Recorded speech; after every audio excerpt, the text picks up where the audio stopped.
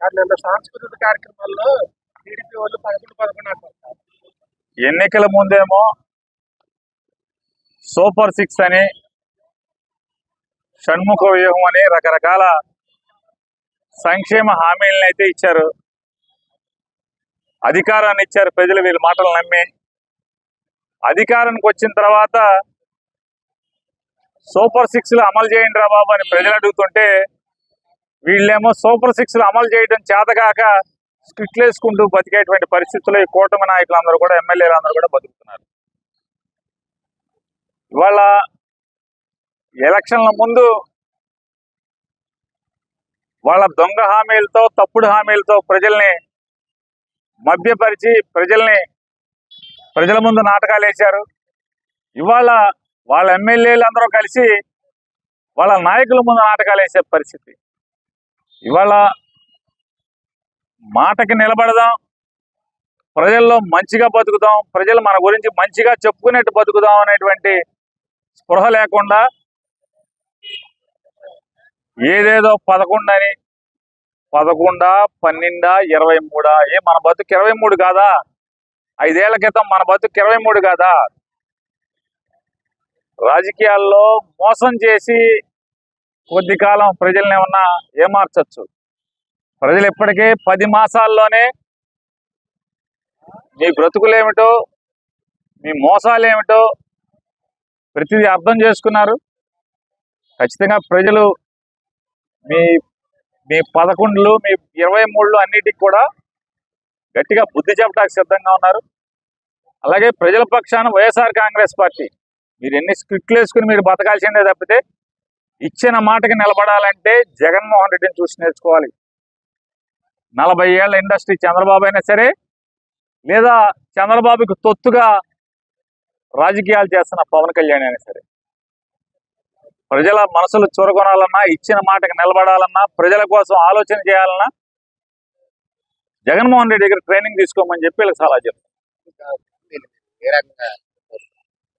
అధికార మదంతో వైఎస్ఆర్ కాంగ్రెస్ పార్టీ నాయకుల్ని తప్పుడు కేసులు బనాయించి జైల్లో 1 నెల, 2 నెలలు, 3 నెలలు మగ్గతీసినంత మాత్రాన ప్రజల్లో వాళ్ళకున్న పరపతి పోదు. జగన్మోహన్ రెడ్డి గారికి ఉన్నటువంటి, ప్రజల్లో ఉన్నటువంటి పిల్లి బుగుతున్నటువంటి సానుభూతి కానీ, లేదా ప్రజాభిమానం కానీ మీరు నిలపలేరు.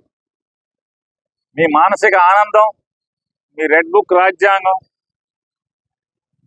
అరెస్టుల పేరుతో మీరు సంబరాలు చేసుకోవటమే తప్పితే వైఎస్ఆర్ కాంగ్రెస్ పార్టీ ప్రభను కానీ, వైఎస్ఆర్ కాంగ్రెస్ పార్టీకి ప్రజల్లో పెరుగుతున్న ఆదరణ కానీ ఇసుమంతా కూడా తగ్గించటం, ఆపటం మీ వల్ల కాదు. అంటే ఇప్పుడు కొన్ని అరెస్టులకి ఏం ఆధారం చూపించారు? ఇప్పుడు అరెస్టులు చేసినటువంటి వ్యక్తులను మనం చూసుకుంటే పోసాని కృష్ణమురళి ఏంటి ఆధారం? 18 కేసులు కట్టేంటి ఆధారాలు ఏమున్నాయి? పోసాని కృష్ణమురళిని జనసేన పార్టీ వాళ్ళందరూ కలిసి బూతులు తిడితే, ఆయన భార్యను తిడితే ఆయన కూడా తిరిగి తిట్టాడు. మరి పోసాని కృష్ణమురళి గారిని, ఆయన భార్యని, ఆయన కుటుంబాన్ని తిట్టిన వాళ్ళందరి మీద కేసులు పెట్టారా? కేసులు పెట్టలేదు కదా. కాబట్టి సోషల్ మీడియా పేరుతో తప్పుడు కేసులు పెట్టి, 18 కేసులు పెట్టి నువ్వు జైల్లో పెట్టినంత మాత్రాన పోసాని కృష్ణమురళి ఏమన్నా ఆగుతాడా? లేదా 100 మంది పోసాని కృష్ణమురళి వస్తారు. లేదా వంశీని, వల్లభనేని వంశీని తప్పుడు కేసులతో జైల్లో పెడితే 8 కేసులు పెట్టావు. ఇప్పటికి 8 కేసుల్లో నువ్వేమన్నా ఏ మార్చి ఇప్పుడు 1 నెల అయింది, ఇంకో నెల ఉంచుకుంటావేమో మా అయితే. బయటికి రావాల్సిందే కదా. లేదా ఇంకెవరినో లోపలేసినంత మాత్రాన ఎంతమందిని వేస్తావు? అందుకే చెప్తున్నాం, చంద్రబాబు నాయుడు కూటమి ప్రభుత్వానికి ఛాలెంజ్ చేస్తున్నాం. నీకు చేతనైతే వైఎస్ఆర్ కాంగ్రెస్ పార్టీ జెండా మోసే పెత్తోని లోపలేసుకో. నీ జైలు పట్టవు, నీ జైళ్ళు నింపటానికి కూడా మేము సిద్ధంగా ఉన్నాం తప్పితే వైఎస్ఆర్ కాంగ్రెస్ పార్టీ జెండా విడవం, జగన్మోహన్ రెడ్డి నాయకత్వాన్ని వదం. ఈ రాష్ట్రంలో ఉన్నటువంటి పేద ప్రజలకి మీరు ఇచ్చిన హామీలను అమలు చేసేదాకా కూడా మిమ్మల్ని నిలదీయటం, మీకు వ్యతిరేకంగా పనిచేయటం మానం.